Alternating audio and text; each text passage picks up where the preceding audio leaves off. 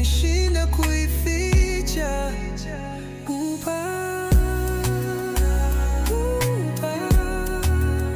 Siri ya huba, love and pain. Huba, siri ya huba. Fungua macho yako, moyo uone ninayo. RK, nataka kuona utendaji wako wa kazi. Kipindi hicho ambacho unafanya majukumu yako hapa, utakuwa unatumia ofisi yangu. Ofisi yako ile inaendelea kwa ukarabati. Ikiisha utaondoka ofisini kwako. Unajua nahitaji uapprove watu wao. Mara nyingi nyinyi vijana ambao mnapaka nywele dawa, mnajichumbua, mnalamba lips, mnaonekana kama si watenda kazi.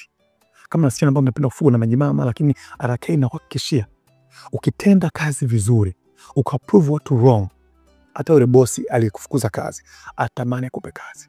Basi nashukuru sana. Wewe mimi niendelee na kazi, kukiwa kuna maelekezo yoyote mimi nitakupigia simu.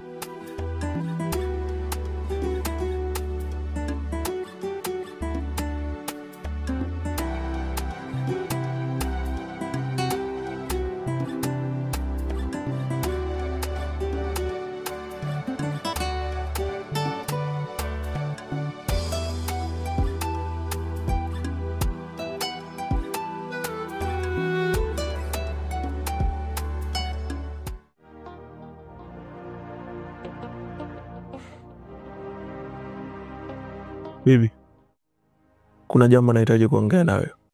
Jambo. Sasa bibi, wewe umesema ile ofisi tusifungue. Mimi nitaendelea kukaa hapa nyumbani bila kufanya kazi mpaka lini? Mpaka zitakapopatikana hizo pesa. Lakini aliyeiba sana anajulikana. Kwa nini usifanye maamuzi tukamaliza hii kesi? Unanifanya mimi mtoto eh? Hivi 1.5 milioni ipotee, mimi nikae kimya tu eti nifanye maamuzi nimalize kesi? Wewe kwa akili zako